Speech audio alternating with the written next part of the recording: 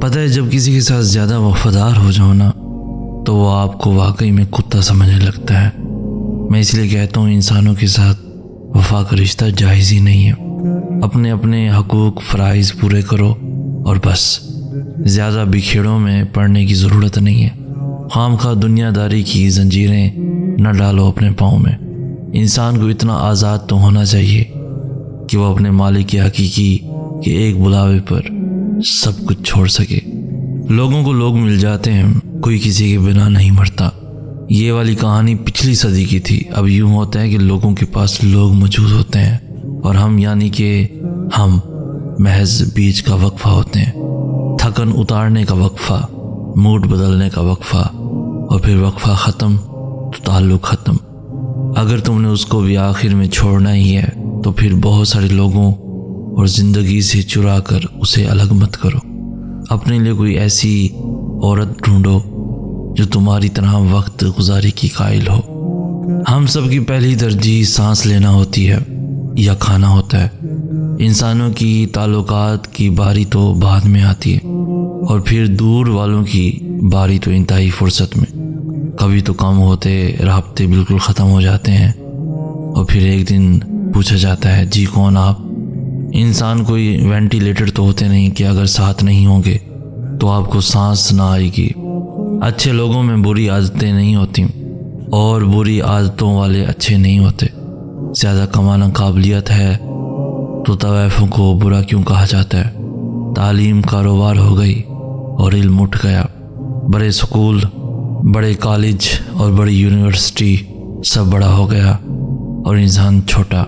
انسانی بال سے لے کر مریخ تک کی معلومات رکھنے والے انسان اپنے ساتھ بیٹھے انسان کو مسکرا کر دیکھنے سے گھبراتا ہے۔ محبت تقسیم کرنی تھی اور دکھ چرانا تھا۔ ہم نے محبت چرا لی اور دکھ تقسیم کر رہے ہیں۔ ساتھ دینے والا کبھی اکیلا نہیں رہتا، اور ساتھ چھوڑنے والے کے ساتھ کبھی کوئی نہیں ہوتا۔ کچھ چراغ دیر تک جلتے ہیں لیکن بجھتے ہیں تو مکمل بجھتے ہیں۔ کچھ چراغ جلدی بجھ جاتے ہیں لیکن رات بھر دھواں دیتے ہیں۔ ہتھیلی کی لکیریں مستقبل بتاتی ہیں اور پیشانی کی ہمارا حال بتاتی ہیں۔ ایک ایسے انسان کے ساتھ زندگی گزاری جا سکتی ہے جسے محبت کرنا نہیں آتی، لیکن جو شخص محبت کو پہچان لینے کے بعد محبت کا ناجائز استعمال کرنا جانتا ہو، یقیناً اس شخص کی قربت خطرناک اور ناقابل بھروسہ ہوگی۔ کیا یہ سچ نہیں کہ محبت عزت اور بھروسے کا دوسرا نام ہے؟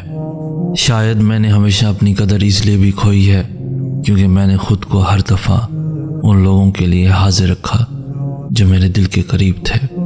گھٹن بہت بھر گئی ہے نا؟ لگ رہا ہے تم کسی اندھیرے کمرے میں بند ہو جہاں دروازے تو بہت ہیں لیکن سب بند ہے۔ زندگی رک گئی ہے، مگر سنو ایسا تو کچھ نہیں ہے، یہ تو تمہارے دماغ کا خلل ہے، شیطانی وسوسے ہیں۔ دیکھو اس کمرے کا ایک دروازہ کھلا ہوا ہے، آج بھی تمہارے اندر کی روشنی وہی موجود ہے، تمہارا رب تمہارا ساتھی ہے۔ ہاں خزاں کے دن ہیں ابھی، مگر بہار بھی آئے گی۔ سنو ہمت نہ ہارو، اٹھو، زندگی رکی نہیں ہے، پریشان نہ ہو، وہ رب سب ٹھیک کر دے گا۔ میں آپ کے ساتھ ہوں، یہ الفاظ جسے بھی بولیں سچے دل سے بولیں اور سوچ سمجھ کر بولیں۔ ان لفظوں میں چھپی سچائی جیسے دل کو خوشی دیتی ہے، اسی طرح ان لفظوں میں چھپا دھوکہ بہت زیادہ اذیت دیتا ہے، اور یہ اذیت اکثر آہ کی صورت اختیار کر لیتی ہے۔ جب کوئی شخص مجھے یہ کہتا ہے کہ میں تمہیں جانتا ہوں تو مجھے ہنسی آتی ہے اور بے حد حیرت ہوتی ہے۔ پھر میں اللہ سے سوال کرتا ہوں کہ یا اللہ، یہ شخص مجھے کیسے جان سکتا ہے؟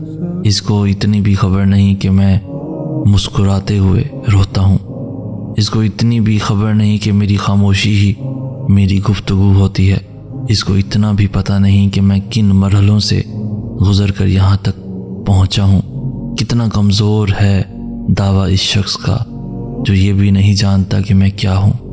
وہ مجھے ظاہری صورت سے پرکھ کر کہتا ہے کہ مجھ میں یہ عیب ہیں، اس کو تو یہ بھی خبر نہیں کہ ان عیبوں کے پیچھے کتنی مجبوریاں ہیں، کتنے راز ہیں۔ حیرت ہوتی ہے مجھے ایسے لوگوں پر جو مجھے جانتے نہیں اور میری برائیوں کے جھوٹے چرچے کرتے ہیں، اور ترس آتا ہے ان پر جو ان چرچوں پر یقین کر لیتے ہیں۔ کتنے عجیب ہے نا تیرے بندے، تجھے خوش کرتے کرتے کتنا ناراض کر دیتے ہیں۔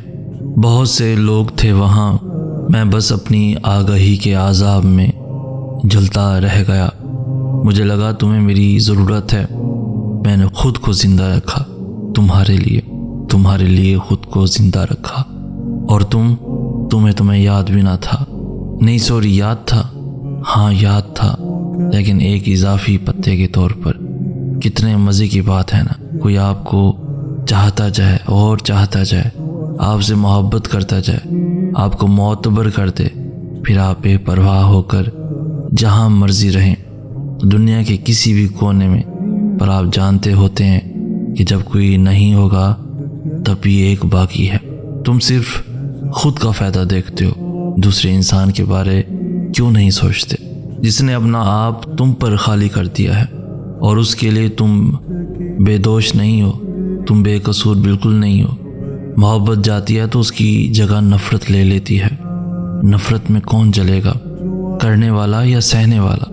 تمہارا نقصان تو پھر بھی کوئی نہیں ہوگا۔ اچھا سنو، میں کوئی خدا تھوڑی ہوں تمہارا کہ تم ہر بار میری طرف ہی آؤ گے۔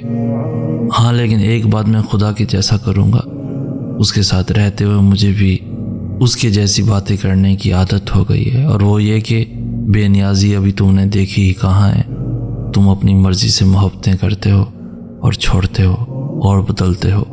خدا نہ کرے اگر کسی دن کسی در سے ٹھکرائے گئے تو سہ نہیں پاؤ گے۔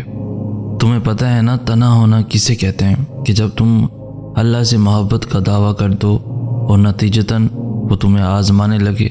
شدید ترین تنہائی کا عالم ہوتا ہے، صرف گمانوں کے سہارے پہ بہتے چلے جانا، اور پھر وفا پر قائم رہنا، اپنے دل کو خیالات کو بدگمانی کی گندگی سے بچانا، اپنے دعوے کو سچ ثابت کرنا، اور پھر محبوب کی جدائی سہنا ایک الگ قیامت ہے۔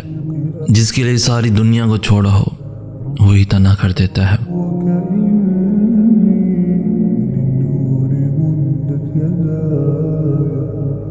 نزعت أسرار قلبي